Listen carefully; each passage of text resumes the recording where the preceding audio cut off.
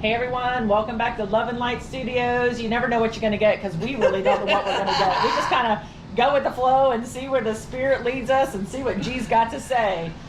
Yeah, so let me just kind of start how this one happened right here. Just out of nowhere in the evening, G dropped some things in my spirit and he said, there's going to be a spectacle. And I'm like, okay.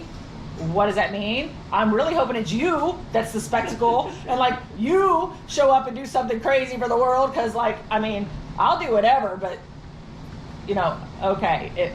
Anyways, drop the word spectacle and I was like, I don't know what that means. And then not even an hour later, another one, the Great Chasm. I was like, I don't even know what the Great Chasm means. Like I have to look this up. I don't even know what the word chasm even meant. So I looked it up. And I was like, oh, there's something to this. And then I was listening to a sermon, and he said the radical shift. And I was like, oh, no, there's something about a spectacle, the Great Chasm, and a radical shift. So I had to give it all to my buddy. I called her. I said, I have no idea what's going on, but I got to give this to you and get this off of me because I don't know what it even means, but I know it's serious. Whatever this is, it's serious. And I gave it to Karen, and that's what I did because I was like, I don't even know what to do with this. So I'm going to pass it to my buddy. It's so cool, and the ones who listen to all of our videos, I mean, that's how we do it. It seems like it's so random. It never makes sense. We pull it together. But you also text, because I had it on my phone as a reference point, and she would send one. I'd get a prick, but really nothing else. And then, I don't know, a few minutes later or whatever, she would send something else. I'd get another one. And I think one of the last ones may have been the Great Chasm. Mm-hmm. I'm not sure. But when she did, it hit me, and it's like they all flooded me at one time. And I jump up like a lunatic at the house, and I'm pacing, I'm preaching to my mom. She's listening. I'm going through it all. And I thought it was just going to be for us, which a lot of our stuff is. But like she said, she knew it was too serious to just not share it with you guys. So I'm going to try to break it down the best I can because it was going back and forth and we were doing whatever. But I'm going to break it down the best I can. If I lose you or you got more questions, please feel free to email us or drop something in the commentary and we'll be glad to get back with you because I don't want anything to be confusing. I want it to be very clear, and I know God is a master at that because it's also random and pieced together, but he knows exactly what he's trying to say. But anyway, so here we go. And I'm going to just read some of this because the way I typed it in, and then we'll go from there. It said, G said there's going to be a spectacle. She talked a little bit about that. But to me, then I text her, I'm like, is it going to be him, the spectacle, or us? Because I already know how he is. She texts back, I hope it's him. I'm like, I agree. So let him be the spectacle. And we go, look at him. And another one, she said, I'm here to start a revolution for a radical shift in the Great Chasm. So anyways, I put this down because God started showing me and a friend of mine this probably about 8 years ago where, and I may have talked about it on here, I'm not real sure because I've said it a lot in these 8 years, but the lukewarm or the gray people, having their foot in doing right, not doing right, or whatever. God showed me you got the gray here.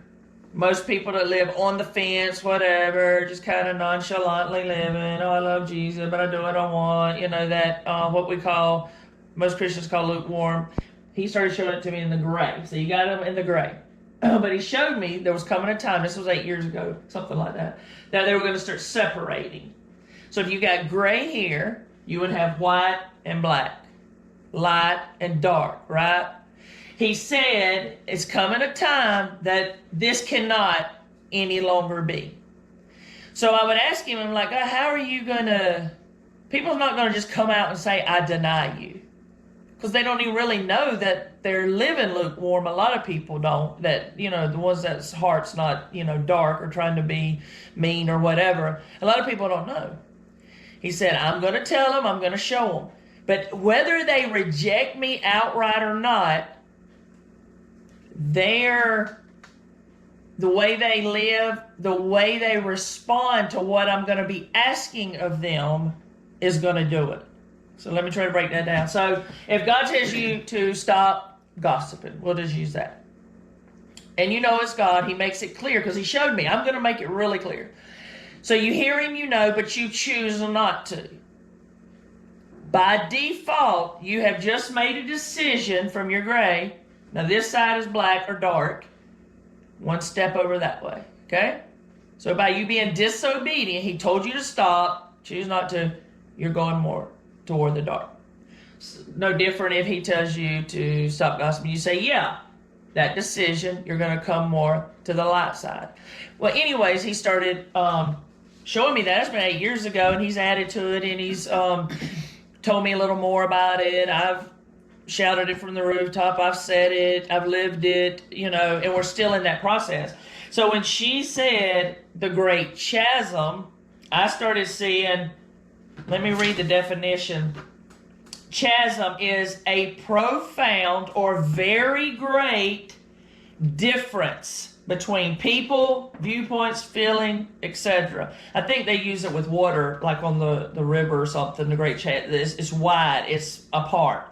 So she doesn't know what that word even means. Then he said, the great chasm. Let me reread it. A profound or very great difference between people, viewpoints, feelings. Okay? Look, you got lukewarm gray here, right? If I'm separating that to light and dark, look at the difference. Right? That's the chasm. That's the very great difference in that. People, viewpoints, emotions, feelings, whatever. You just had us all up here in the lukewarm or the gray. Now you separate. That's the great chasm. Which is going to have to be a radical shift. Because we're used to living in the lukewarm, on the fence, or whatever. Well, a radical shift, see? Don't you think that's radical? Everybody's shifting. You can't be gray, you have to be one or the other.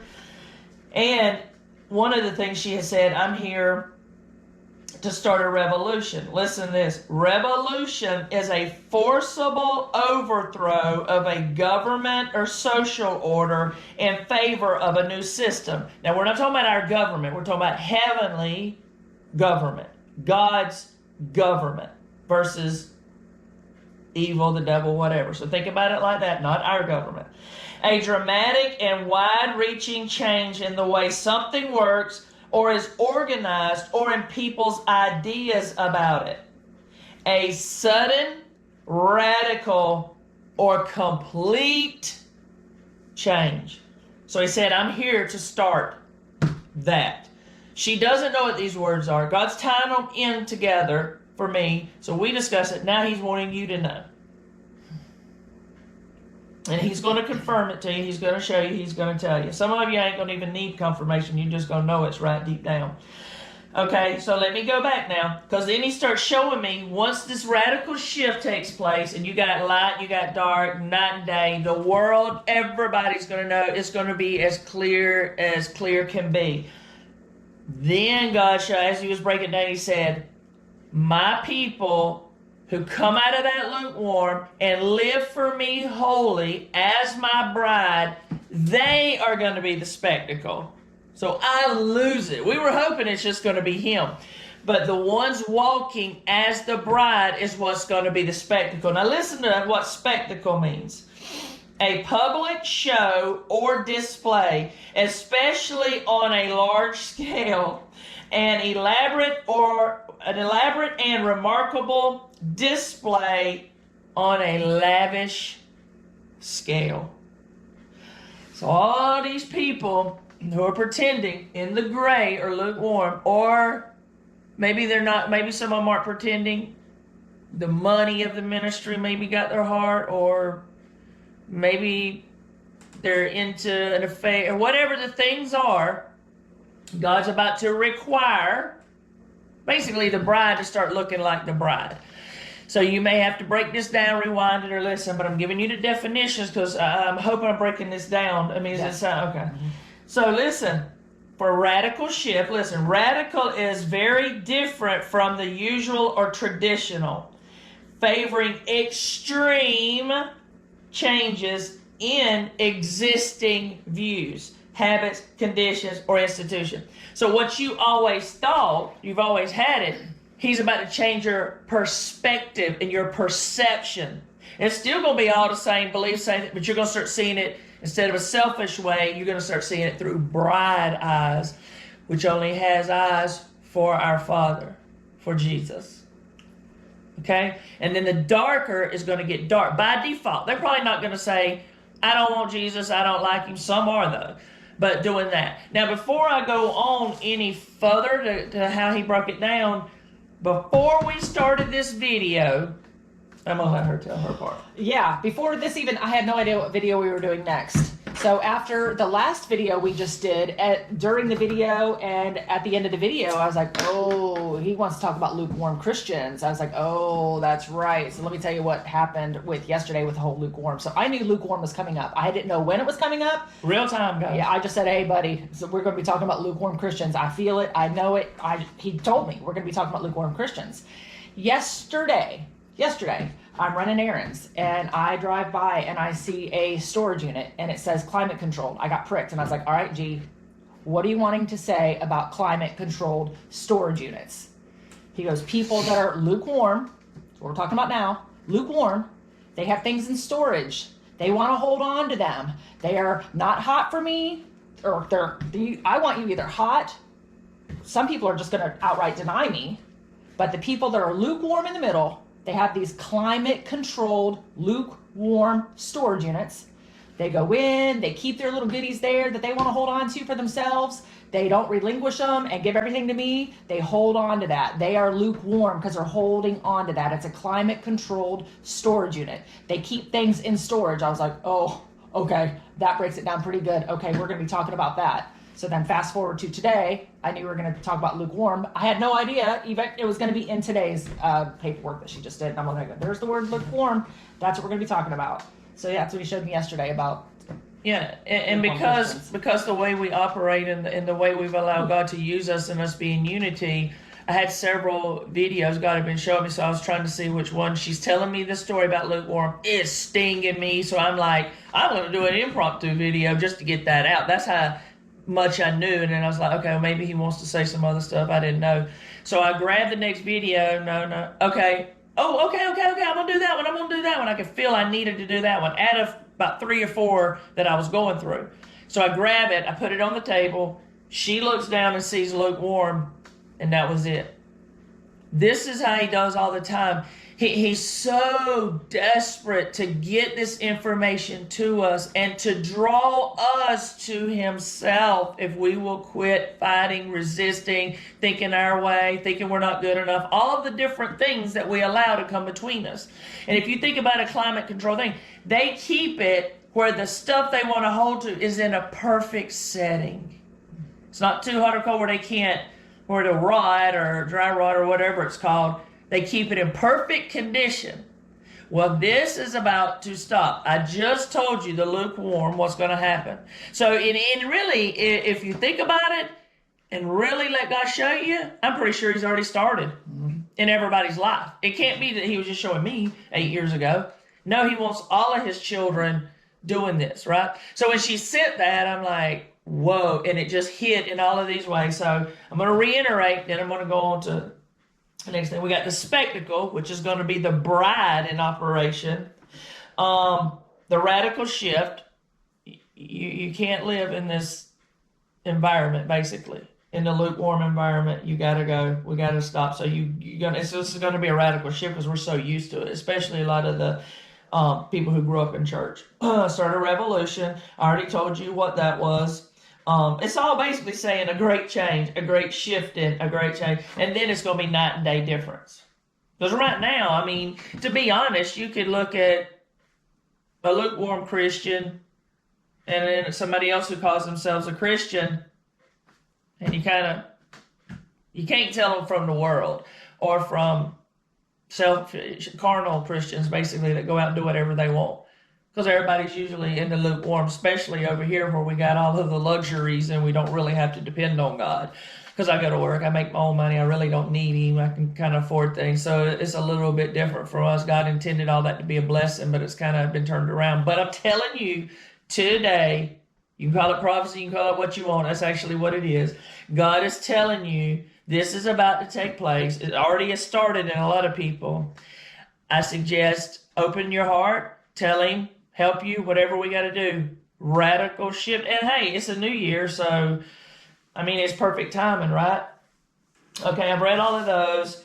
So I'm going to read something when I was looking up different things to see what God was wanting to say through this. I come across this on the phone when I was Googling it or whatever. The Bible describes radical Christianity. Remember, we just talked about a radical shift. Radical Christianity as a life of self-sacrifice, love, and obedience to Jesus Christ. Now, this ain't something you got to do. This is going to flow out of loving and opening your heart up to Jesus. Like she says all the time, saying yes. Some characteristics of being radical. Okay? So we can know a little bit more. He's wanting to break down what that radical looks like. I already gave you the definition. Surrendering to God. That's all we talk about here. Like she said, I think I'm starting to believe in God again. Opened her heart up and surrendered. Following Jesus' teachings, right? Sound doctrine, his word. What is he saying? What's the Spirit saying? We talk about this all the time. Living in accord to the word of God. Remember, not you doing it, but you fully giving yourself to him, fully realizing and understanding he is truth and who he is, and out of that godliness flows, right? So living in accord to the word of God, being transformed, allowing him to change you, to shift your mindset, your perspective, your perception, being obedient to Jesus, being true to God's identity. Loving your enemy is radical, right? So that's in there too. And some of us have a lot of enemies or people we really don't care for. So all of this is going to fall under what we've been talking about, the great chasm. Why? Because the bride is going to look a certain way. Actually, the Bible says there's not going to be no spot, wrinkle, or blemish. How ugly would a bride look with her dress dirty, wrinkled, like it's been balled up and put? No, that's not what it's going to look like. And God's trying to start teaching us and showing us and help us have a better understanding or revelation on what the bride is actually going to look like and walk like. Okay, loving your enemy is radical. Trying to give you an idea of what radical is, because it goes against societal norms. That would be radical. Trying to give you an understanding of what radical would look like, right? For example, the apostles were radical Christians who turned the world upside down through self-sacrifice and love. That's another example of radical. And if you don't know anything about it, read it and you'll see how radical they were.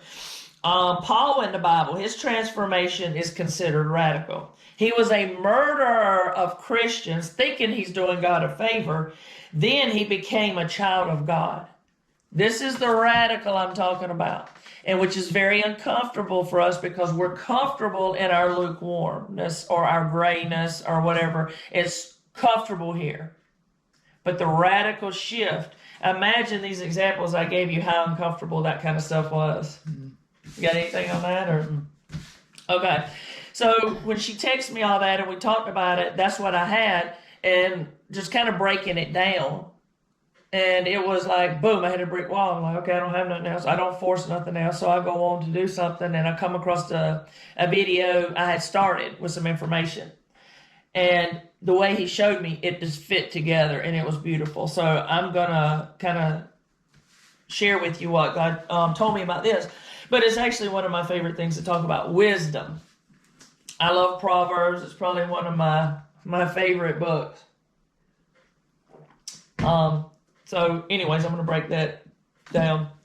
And there was also, to confirm that, a guy I know had posted Proverbs 1:25 through 29. And you know how we feel about guys or men here and their position that God's called them to.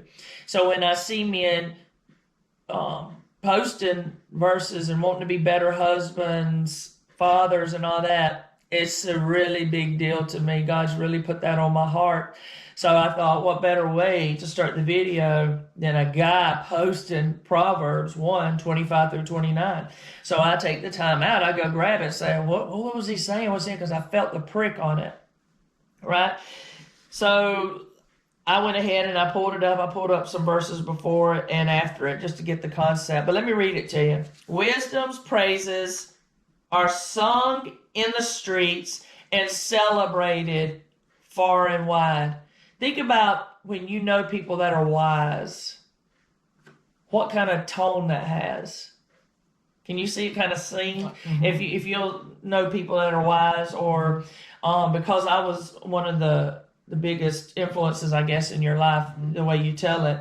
So did it sound like things I would say would be sung? Like, did it have a sound on it, is what I'm saying? It had a sound, it had a knowledge, it had an understanding, cut and dry, pretty much. It wasn't talking just to talk. There was no talk just to talk. It was like when you spoke, I was like, oh, I feel it, I can sense it, I knew it was wisdom. Yeah, and it had like a vibration on it, because it said wisdom's praises are sung in the streets. Basically, wisdom is such a big deal. And I tell God all the time, I'm like, you make me sound so smart, that's amazing. Yet, wisdom's song is not always heard in the halls of higher learning. I talk about it all the time. Just because you go to Bible school and do all this, I'm not saying there's anything wrong with it, but if it's put before God and what he can tell you and show you, then it's a problem. And actually, the word's talking about it right here, so there must be something to it. But in the hustle and bustle of everyday life, its lyrics can always be heard above the din of the crowd. Meaning, the higher learning people with theological mindset teach you or tell you something because they're so proud of themselves. Let me show you. No, not really. It's in the everyday hustle and bustle of how you treat your husband, how you treat your wife, how you treat your kids, how you treat the home God gives you, the vehicle he gives you, the community he's put you in. That's what it sounds like. You see what I mean? You will hear wisdom's warning as she preaches courageously to those who stop to listen. When you stop to listen, when the way God breaks it down, the stuff you're receiving, the way you're seeing it. So therefore, when you go out to live it or speak it, it sings to whoever or whatever. Now, he took and intentionally tied this wisdom in with everything he had shown you. Because we know the bride is going to look like this. Now, the bride's going to be many things. He's just, right now, just pulling a few out. We could probably say something different about the bride every day through eternity for the rest of our lives. But we're just starting with wisdom. Okay? Foolish ones, how much longer will you cling to your deception? She talked about it earlier, right? And those climate-controlled storage things. How much longer will you mock wisdom, you cynical scorners who fight the facts? Come back to your senses and be restored to reality. Don't even think about refusing my rebuke. This is what he's going to do. You probably get rebuked in some of these stages because we've lived here in the gray and the lukewarm for so long. It may take a rebuke to kind of shake you. I know he does it with me, right, all the time. He's saying, don't refuse it, because God's rebuke, it's light, it's easy, and the Bible says that. Don't you know that I'm ready to pour out my spirit of wisdom upon you and bring to you the revelation of my words that will make your heart wise? Can we use some of that? Oh, yeah.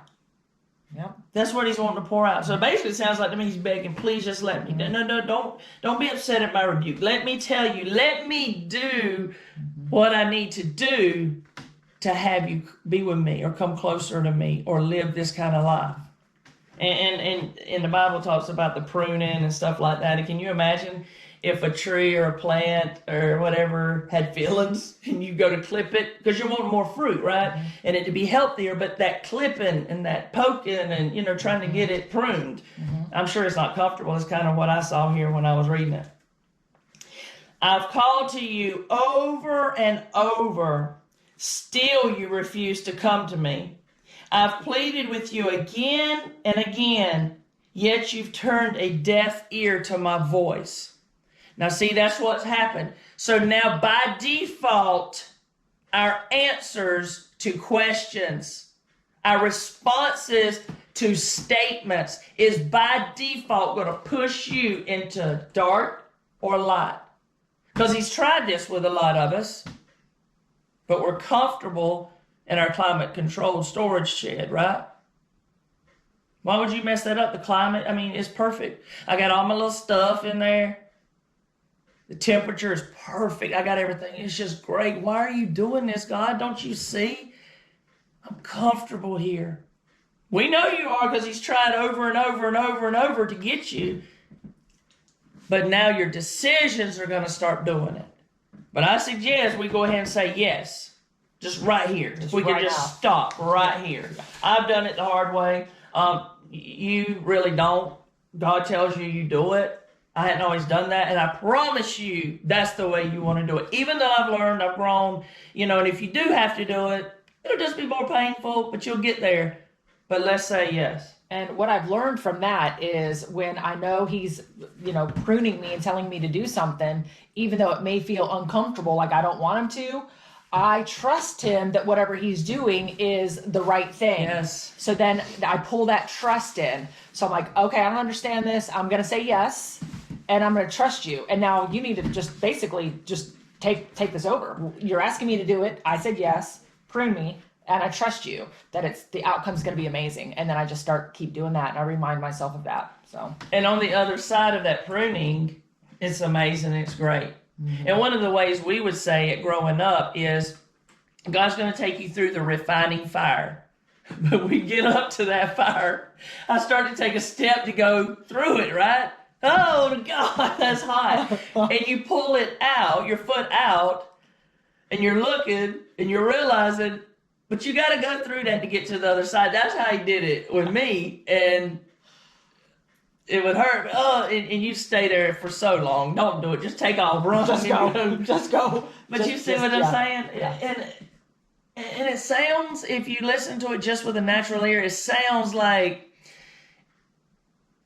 it would be bad or it would be hard. But really, it's not, because even in his rebuke, you can feel the love and the kindness and the grace that he pours on you. So try not to see it with just a natural eye. Ask God to help you see it in the spirit, mm-hmm. or through his eyes. Just forget our eyes and let's see through his, right? Mm-hmm. But let me see. I have this. I don't want to get too far because there's a bunch of scripture first. But on the deception, foolish ones, how much longer will you cling to your deception? And on the commentary it says, or childish ones, how long will you love your childishness? Right? We talk about maturity here a lot. Mm-hmm. To be mature. God said, put it away. And one of the places, when I was a child, I thought I was a child, but now I'm an adult or whatever, I think like that. So let's go, keep reading, because it was quite a few scriptures here. Because you have laughed at my counsel and have insisted on continuing in your stubbornness, I will laugh when your calamity comes and will turn away from you at the time of your disaster. Make a joke of my advice, will you? This is really serious, actually. Because when we're talking about God dividing, or the great chasm that's about to take place, you want to be on God's side. So listen to what I'm telling you. Things God has asked you to do over the years you've been in church, he's asked you to do it, you kind of not wanted to or whatever. And actually up until now, there really wasn't any repercussions. Maybe you were a little more depressed or sad, or you wasn't quite as joyful as you could be in Christ. This is something different than what I'm talking about. And I'm telling you right now, listen, think, what has God been telling me that I've been maybe having the wrong answer to? Because look at this. You're in the lukewarm. There's dark and there's light. You're not going to outright say, I don't want God. But your answers and decisions are going to put you in either place. And the ones listening know exactly what I'm talking about. And if you don't, that's fine. I'm talking to a specific group of people. But I know people God's been telling, I was one of them, God's been telling you a long time to either quit this or take a step and start this, okay? And we haven't done it because we're comfortable in our climate control places or our lukewarmness, our grayness. But what's coming, every answer or every decision is going to push you in either direction. So we need to be very aware, alert, and attentive to hopefully what God's asking us, but definitely our responses. I mean, I'm reading it to you. It's really serious. But remember what I just said. Even in the seriousness, it don't feel heavy like that. Even though this is serious, I'm not kidding. It really is. Now, the ones who's just starting out and they love God or they got issues, that's not really the group I'm talking to here. And you know who I'm talking to. But do you get what I'm saying? There's everybody. He's going to talk to everybody. But the ones of us that maybe grew up in church a little more hard-headed or whatever, this is the tone we're taking, right? Okay. When the storm clouds of terror gather over your head, when dread and distress consume you, and your catastrophe comes like a hurricane, you will cry out to me, but I won't answer. Then it will be too late to expect my help. When desperation drives you to search for me, I will be nowhere to be found. Now, I think this is the beginning stages, but it's not going to be from somebody who's trying or has issues. This is from a heart that is willfully saying, I'm not doing that. You've asked me for 10 years. I hadn't done it then, and I'm not doing it now. It's for those kind of intense conversations. And I'm so glad we get to do this together, because I would say not from people like you mainly. Not saying you couldn't say no, but that's just more not. Some of us are a little more hard-headed than that. And he's crying out. He's pleading with us. He's trying to get us to understand. Because I believe you can change at any time. So as long as you're breathing, you have hope. But I'm telling you, where your heart is going to be when you get closer to dark, your heart may not want to come back. You see what I'm saying? And I hope this is coming through clearly, because normally God don't really say stuff like this a lot. But where we're going, he started with the great chasm, the radical shift, the bride. We've got to do something. The bride cannot keep looking wrinkled, dirty, spots everywhere, okay? And if it seems a little harsh or a little rough, stop looking at it in the natural, go straight to the spirit, right? Don't we want to look beautiful? We don't want to be wrinkled. And that's what he's trying to say. He's just trying to get our attention on that. Do not take it for condemnation. Evaluate yourself. Ask God to help you. That's all it is. But you see the serious tone that we're taking, right? It's not heavy. It's not condemning. It's love, man. It's grace. I'm telling you. Because you have turned up your nose at me and closed your eyes to the fact and refused to worship me in awe or reverence, because you scoffed at my wise counsel and laughed at my correction. Wise counsel. God's about to send people wise in your life to tell you stuff. Trust me, at least listen. And then take it to God. Don't scoff at them. Would you ever scoff at me? No. Do you see how you just said that? No. Yeah, no. Not happening. Yeah, I wouldn't scoff. I listen intently, intentionally listen. Listen. Listen. Now you will eat the bitter fruit of your own ways, right? Can you imagine what's going to be here in the dark and then the light? If you are over here, you're going to have what you obviously wanted, because you done said, no, I don't want that, I want this.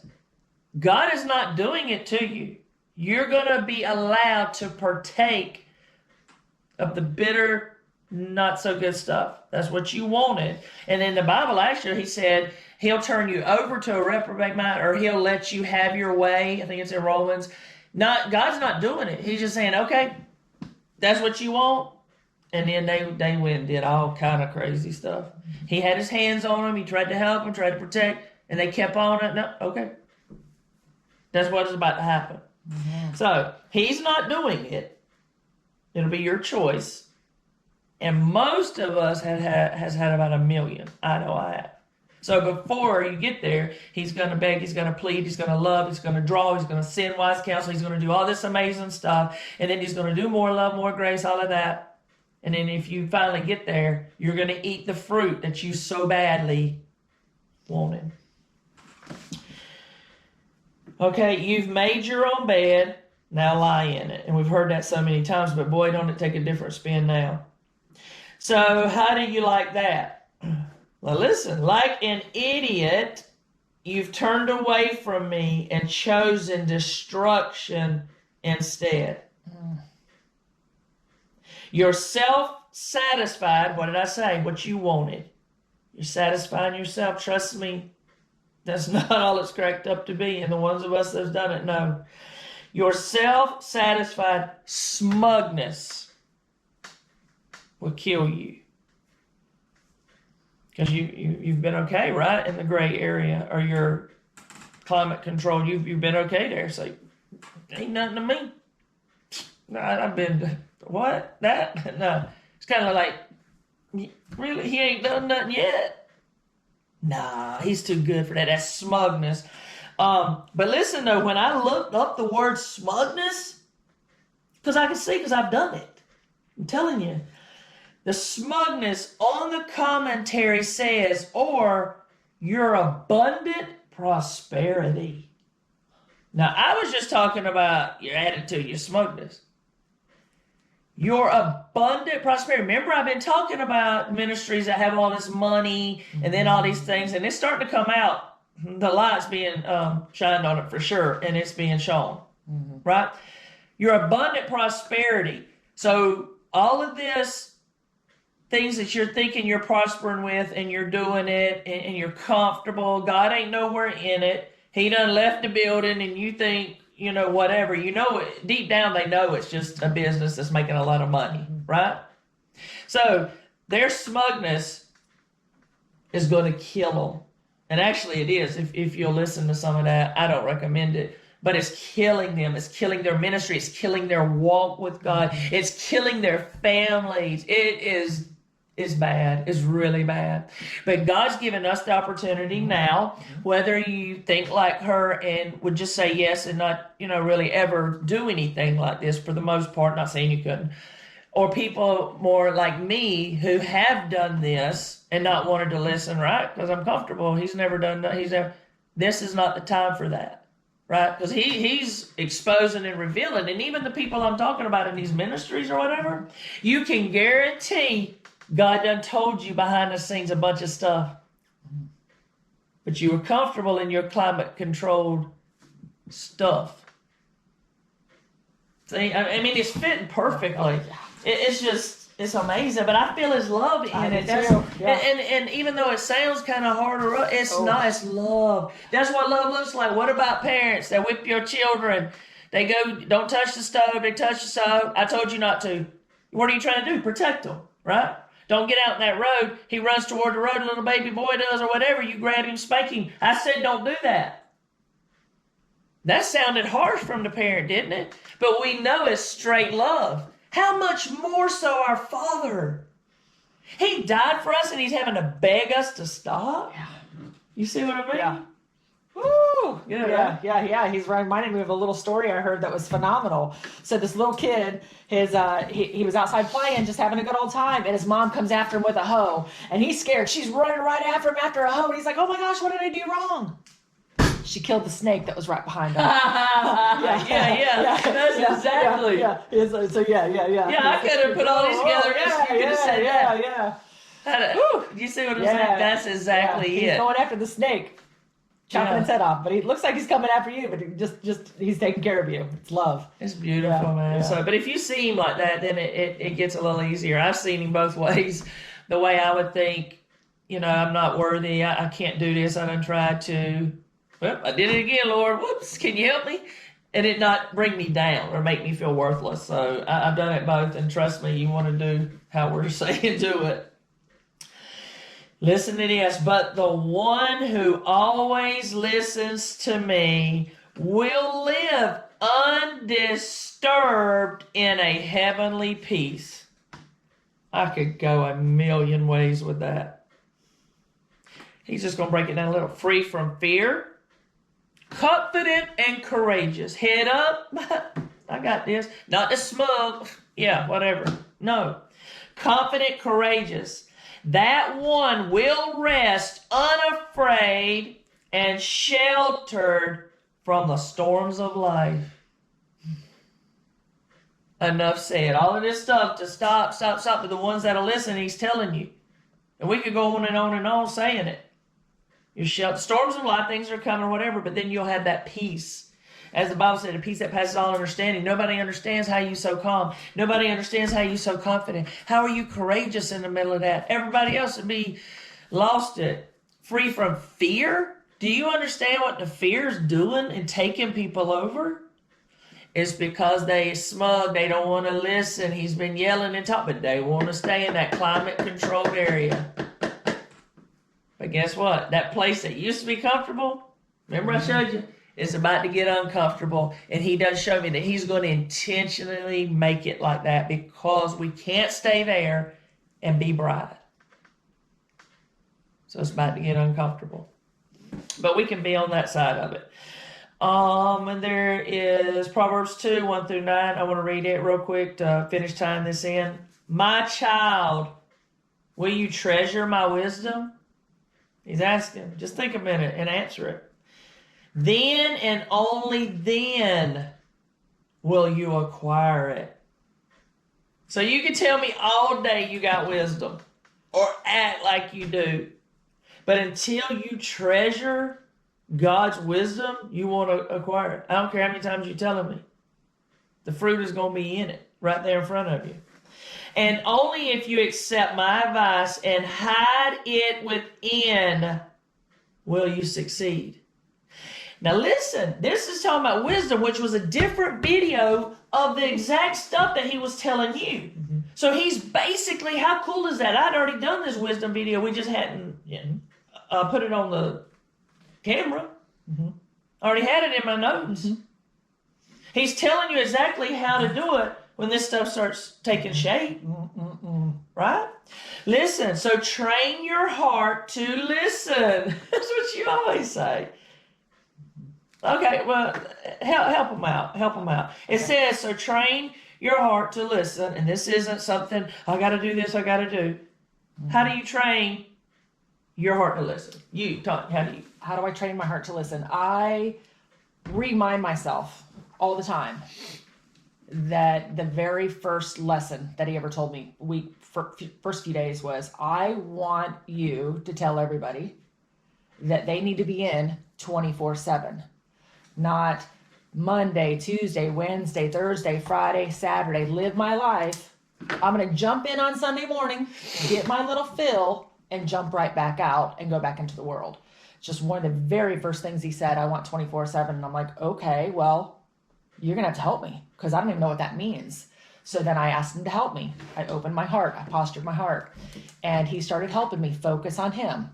And then a situation would come up and I'm like, I freak out over it. I'm like, oh my gosh. He's like, remember? I'm like, oh gosh, yes, because I asked him to help me. So then he reminded me of what he said during that circumstance. I was like, oh, okay, that's right. Don't freak out.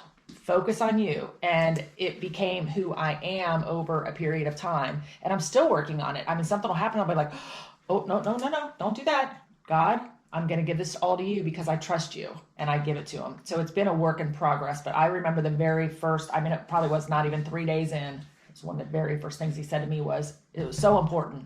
I want people 24/7.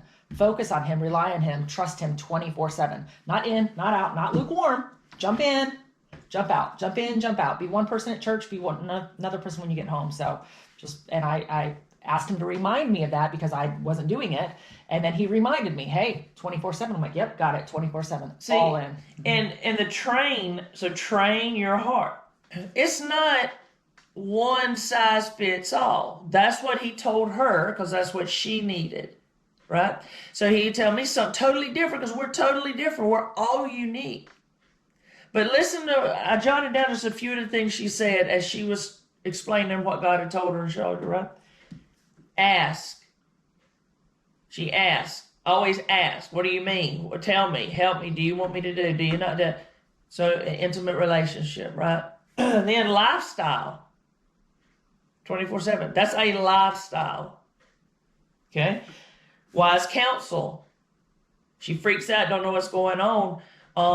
G will tell her something, or he might not tell her everything, and he wants, say, me to help or tell or whatever, because he wants to use vessels, and we're united. So, wise counsel, very important.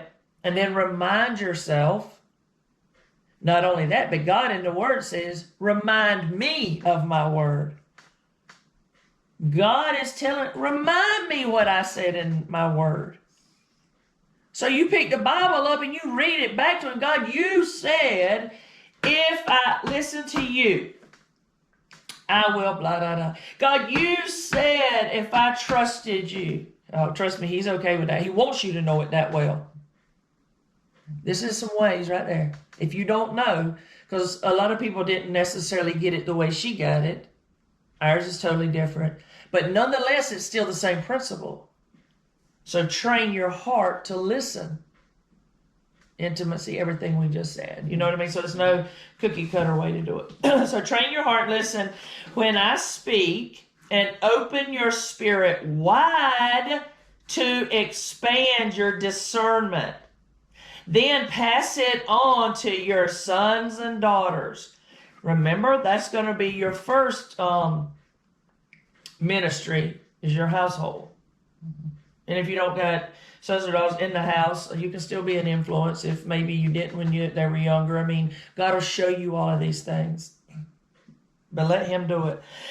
Yes, cry out for comprehension. Cry out, ask. Remember, I just said ask. Cry out for comprehension and intercede for insight.